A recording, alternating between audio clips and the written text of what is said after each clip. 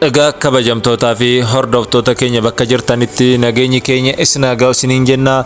Egaa akkuma beekamu oduu fi odeeffannoo haaraa qindeessine yeroo adda addaatti isiniin gahaa jirra. Isinis oduu fi odeeffannoo nuti toora miidiyaalee irraa qindeessine kanneen haarawaa ta'anii fi maamiltoota keenya ni madaala jennu isiniin gahaa jiraachuu keenyatti gammachuu keessan ibsataa jirtu yaadaan jechuudha.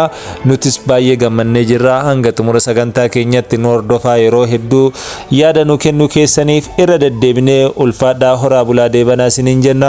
Guyyaa har'aatis oduu haaraa tokko imala ardiilee taasifneen gara ardii Afrikaatti deebi'uudhaan ardii Afrikaa keessas dachee magariituu hawwata tuurizimii ta'uudhaan beekamtu kan gaafa Afrikaatti argamtu. Lafti bal'ina ishii biyyoota birootii yoo ol madaalchifne biyya 3-4 ta'uu dandeessu dachee Oromiyaa jedhamtu isin daawwachiisuuf farda keenya koorannee kaanee jirra. Isinis handhuura Finfinnee irraa deemsa keenya gara kibba Oromiyaatti kiiloomeetira 225 imallee jirra waan ta'eef nu faana turaan affeerraa keenya guyyaa har'aa kiiloomeetira 225 deemnee waan ajaa'ibaa tokko isin daawwachiisuuf jirra.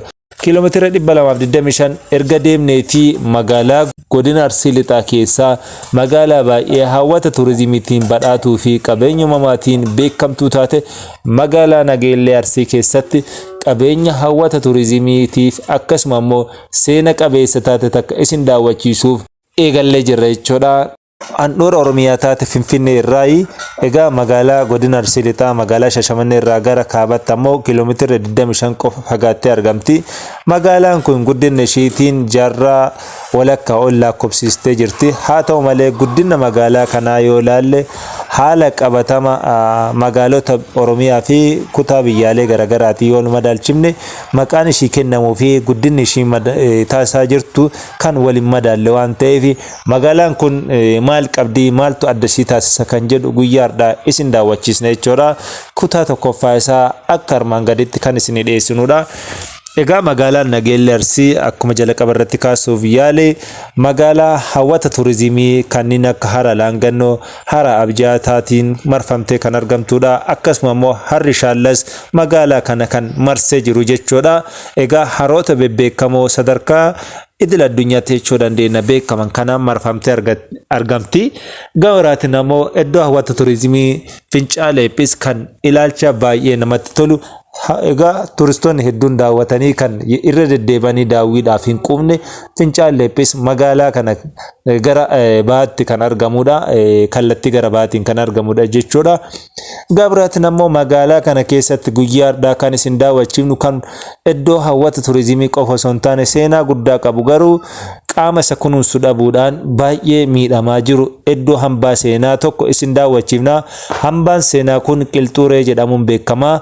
Egaa magaalaa qarqara keessatti osoo hin taane magaalaa keessatti argama. Iddoon hawwata tuurizimii magaalaa Nageellee Arsii keessatti argamu kan Qilxuuree jedhamuun beekamu kun. Egaa Qilxuuree jechuun maal jechuudha? Seenaa akkamii qaba kan jedhu kan isinitti himnu ta'a.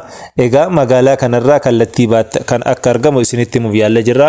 Qilxuureen haala argaa jirtan kanaan egaa damee hidda tokkorraa ka'uun damee 100 ol kan horate Qilxuu Re'ee jedhamee kan beekameef seenaa tokkotu jira. Akka manguddoon argaa dhageetti jedhanitti lafti kun lafa dhibaayyuu lafa sirni aadaa adda addaa itti geggeeffamaa ture akka ta'e manguddoon argaa dhageettii baay'ee ni ibsu. Egaa iddoo argaa dhageettiin hedduu itti himamaa turellee kan jedhan ni jiru. Gabraatiin ammoo iddoo tumaa sirna gadaa sikkoo mandoo akka ta'es manguddoon ni kaasu.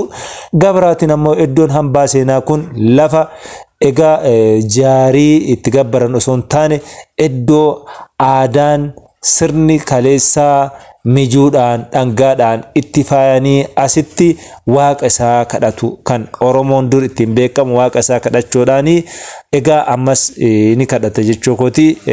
Akkuma beekamu egaa Oromoon iddoo kanatti Oromoon sikkoo mandoo magaalaa naannoo kanatti argaman baanii yeroo hongeen jiru yeroo roobne ateeteedhaan haati siinqeesii qabattee marga jiidhaa qabattee iddoo kanatti waaqa yeroo kadhattu waaqni dhagaaf jedhamee kan amanamudha. Egaa falaasama biraatiin ammoo iddoon kun akka hayyoonni yookiin manguddoon argaa dhageettii naannoo kana jiranitti himan jechuudha. iddoon kun iddoo dhibaayyuuti. Yeroo adda addaatti manguddoonni itti banii sirna jaarsummaa siqqoo mandoo kan jaarsummaa jedhamuun beekamu kana keessatti kootte dhufee kan jedhamu jechuudha. Isaan dubbii qora miilaatiin qora mataatiin jaarsa murtii yookiin abbaa murtiitiin ilaalan jechuudha.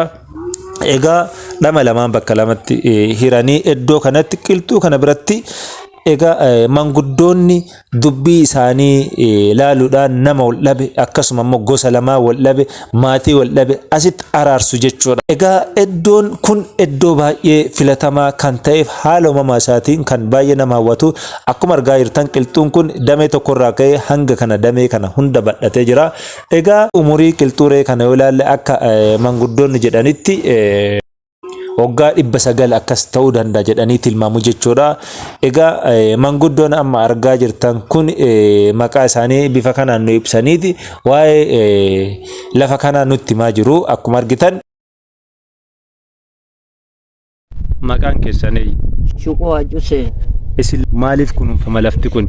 Seenaa akkamii qaba? Seenaan isaa itti fadannanu kisee durii buna itti dhaaban namoota amma ta'ennitu masgiida kaga ala dhaqullee hulee tana bulee dhaqa kagalullee asi galee qe'ee ofiiti gala kamuuda deemullee as bulaa asi galaa asii ba'aa waan hulee tanatti kadhatan rabbiin hin dhagaya. Beentuni hulee ulfinnaati. Akka isaan jedhanitti egaa iddoon hawwata turizimii kun yeroo ammaa daawwatamaa hin jirus akkasuma immoo hambaa seenaa ta'ee silaa kan kunuunfame iddoo carraan hojii hedduun itti uumamuu danda'u ta'u malee nama isa kunuunsu dhabuun yookiin qaama isa kunuunsu dhabuudhaan akkanatti iddoo balfaan adda addaatti gatamu iddoo kashalabboon itti boharan yookiin itti taphatan ta'ee argamee jira. Itti fadannanu kisee durii buna itti dhaaban namoota amma ta'ennitu masgiida kaga ala dhaqullee hulee tana bulee dhaqa kagalullee asi galee qe'ee ofiiti gala kamuuda deemullee as bulaa asi galaa asii ba'aa waan hulee tanatti kadhatan rabbiin hin dhagaya. Kabajamtootaa fi hordoftoota Gadaa Digital Media seenaa qilxuuree kutaa tokkoffaa kan hangammaa isin daawwachiifne kana kutaa lammaffaa isaa qilxuuree akkamitti akka kunuunfamee fi rakkooleen akkamii akkasii mudataa jiru qaamolee garaagaraa dubbisuuf yaalle akkasuma immoo yaada manguddoon nu kennan kutaa lammaffaa isaa qabannee kan isinii dhiyaannu ta'a. Kanaaf torbaan jaalala isin haa ta'uun hawwii keenya horaa bulaa deebana.